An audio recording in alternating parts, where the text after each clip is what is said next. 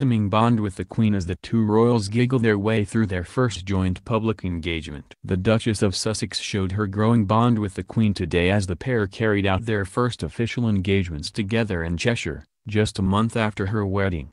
Meghan, 36, and the monarch, 92, seemed to be getting on famously, with Meghan giggling and whispering into the Queen's ear while watching a children's performance at the opening of a new bridge across the River Mersey in Widnes.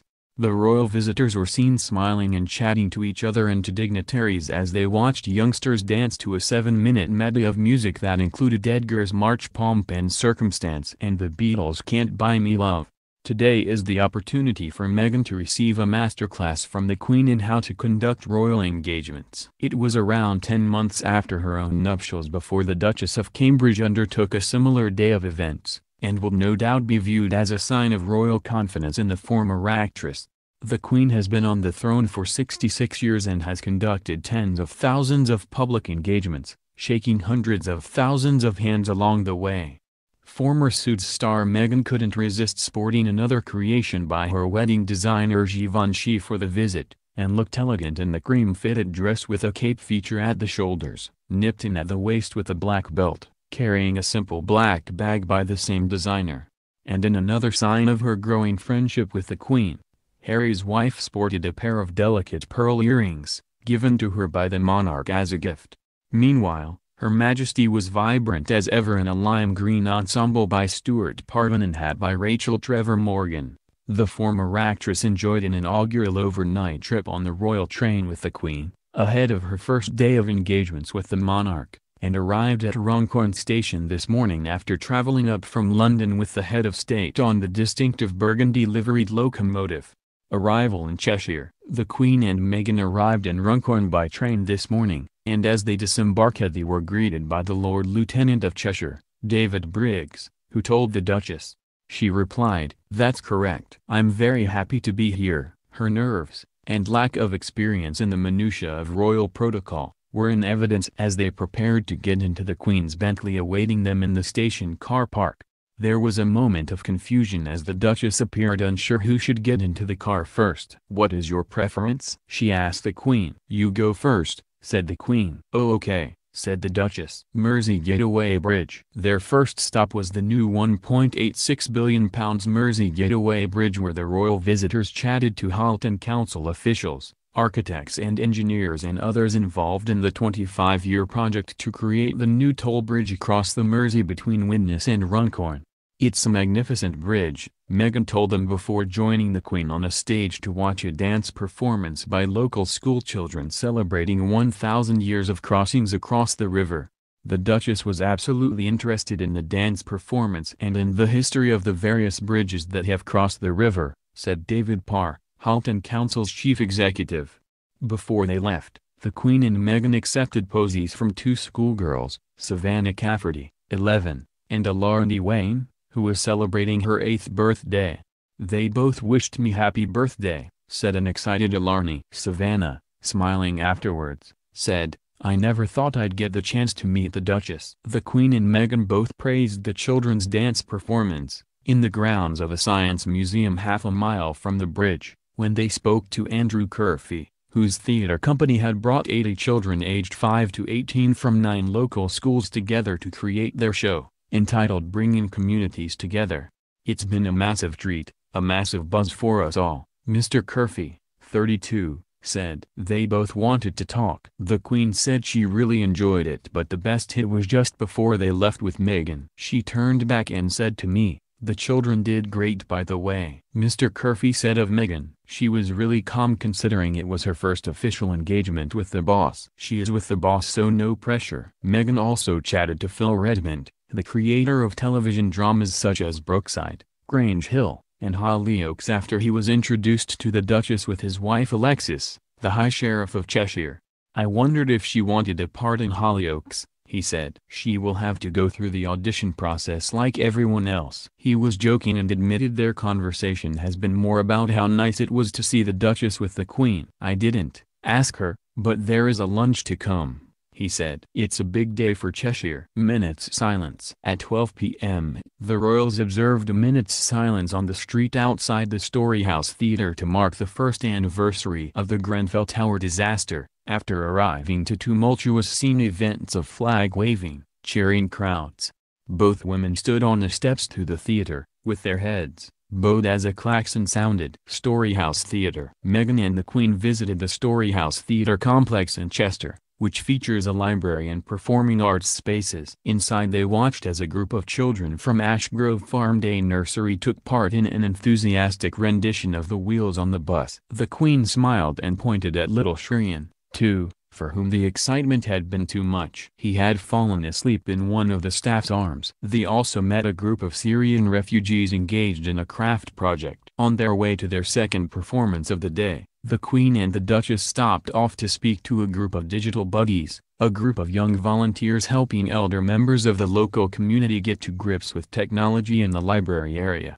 Frank Samuel, a reluctant over 50, told her he was keen to learn about computing as he didn't want to get left behind. Everything uses these things nowadays, he said to her, waving to his computer. Yes, even the bridge I was just at, laughed the Queen, referring to the toll bridge she had opened. She had a bit of a giggle about that, said Mr. Samuel. She also spoke to Sarah Christian, 58, who was being helped by Jade Hughes, 20, to look at photographs of her old school online on iPad. The Queen said it was much easier to swipe along on these things to look at photographs than the photograph albums she has, Jade said.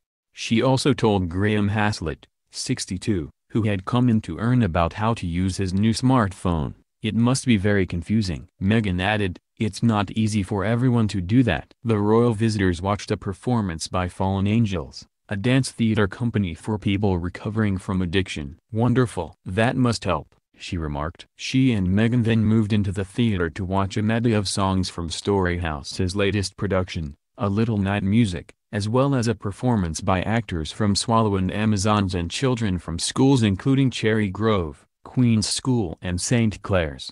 As they left they were handed posies by Lilia Fagan 7, from Newton Primary School and Ania and Egan Simon, 6, from Oldfield Primary. Lilia was fizzing with excitement afterward. The Queen said Newton had the smartest blazers. I can't believe it. Storyhouse is a pioneering new theater and library complex that has attracted more than 1 million visitors in its first year of opening. It has become a hub for the local community. The Queen unveiled a plaque to mark its opening, watched by the Duchess, no doubt keen to learn from the best in the business. Walkabout in Chester. The Queen and Duchess of Sussex received huge applause from the hundreds of people who had waited patiently to catch a glimpse of the royal pair. Just moments before they appeared, the dark gray clouds that had threatened to bring rain and had loomed overhead for the most part of the morning suddenly parted to reveal glorious sunshine. Her Majesty took no hesitation in walking straight up to well-wishers who had pinned the security barriers a flag with her face centered upon the Union Jack. Alison Franklin, 68, said, "The Queen smiled broadly at us and we thanked her for coming." She said she had enjoyed her visit very much. Meghan, slightly hesitant before joining in, delayed her first interaction with the crowd until a royal aide gestured her forward. Amid huge cheers, she was greeted by the Linforth family who had traveled from Oxon overnight and stayed in a camper van nearby, emerging at 7 a.m. to get the perfect spot to greet the royals.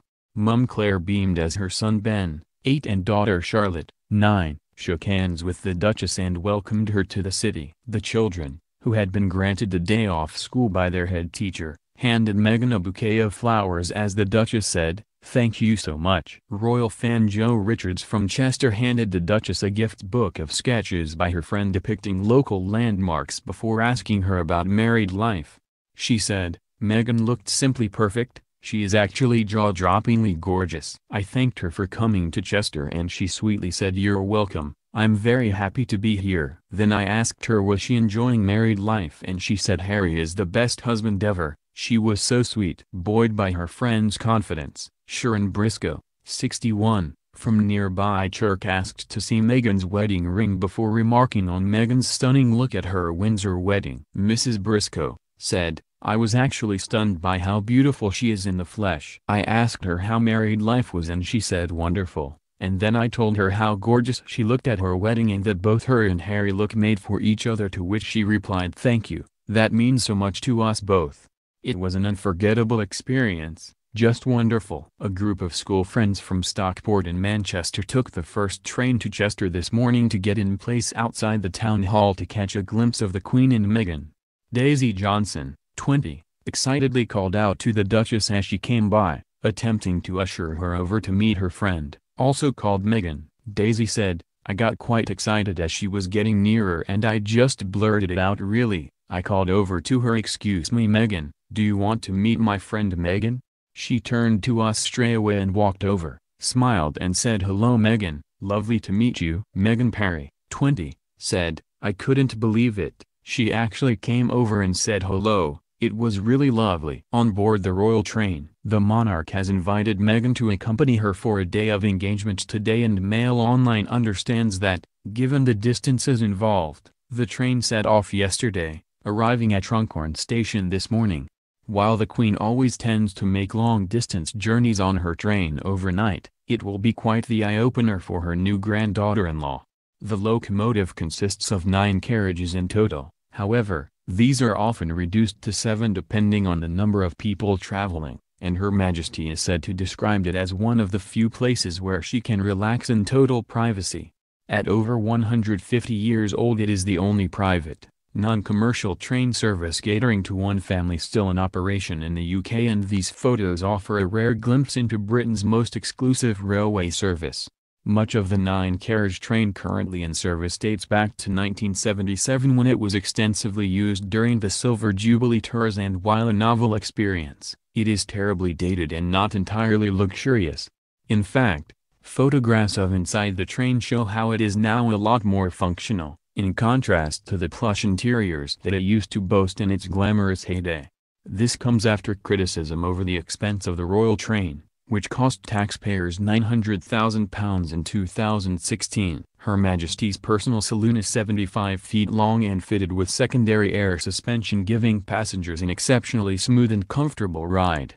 It has a bedroom, decorated in light pastel shades, with a 3 feet wide single bed in one corner. There are no double beds on the royal train, made up with cotton sheets and woolen blankets. While Prince Philip's pillows are plain, the Queen's are trimmed with lace, with a small royal cipher in one corner. The ceiling has subdued strip lighting and there are several reading lamps near the bed. The adjoining bathroom has a full-size bath, but the fittings are modest and functional. The train operators make sure the carriages are not crossing any bumpy points just after 7:30 am, that could make the water slop around when the Queen is taking her bath. The train's speed is always lower than the normal maximum for any route. The sitting room has a sofa with hand-stitched velvet cushions, armchairs and a small dining table where the Queen and Prince Philip have breakfast. The table can be extended to seat 6 people. There is also a desk in one corner where Her Majesty works on her official papers. Although she has enjoyed several meetings with the Queen and spent time with her at Windsor Castle, the overnight journey was unprecedented for Meghan. The journey provided the Queen a chance to spend some quality time with Harry's new bride, with relatively few interruptions. In 2016, royals travelled on the distinctive livery train just 14 times at a cost of £900,000 to taxpayers. Buckingham Palace officials admit it is expensive, but say the Queen, 92, finds it more comfortable to use overnight on long-distance journeys. The train came into existence during the reign of Queen Victoria, who was the first reigning sovereign to make a train journey when she travelled from Slough to London Paddington on June 13, 1842. In 1869 she commissioned a special pair of coaches at a cost of £1,800, a considerable sum in those days. Victoria remains to this day the only monarch to have paid with her own money for royal carriages to be built. When her son succeeded to the throne as Edward VII, he ordered a completely new royal train in the second year of his reign, 1902, with the instructions that it is to be as much like the royal yacht as possible. The interior had bedrooms, dressing rooms, day rooms and a smoking room. It boasted 3-speed electric fans, electric radiators and cookers, and even an electric cigar lighter. The king's favorite was his smoking room, which was manned by 2 liveried footmen, one just to light His Majesty's cigars and the other to adjust the curtains and windows in case the sunlight was too strong, or fresh air was required. His son and successor, George V, had the distinction of installing the first bath on a train anywhere in the world. While Queen Victoria's was the first train in the world to have a lavatory installed on board, in 1850, at the suggestion of Prince Albert, only the Prince Consort used it in the early days of royal progress. Members of the entourage who invariably accompanied the Queen had to wait until the train stopped and then use public lavatories. While the train is fitted with several sleeper carriages, the locomotive never travels through the night, instead making stops at secret locations away from the main line so that the royal passengers can sleep uninterrupted. The overnight stops are usually made about an hour's traveling time from the final destination. This means the royals are able to rise, bathe, dress, have a leisurely breakfast and then be briefed by their private secretary on the day's program as the train completes its journey. Arrivals are usually timed so that they do not disrupt any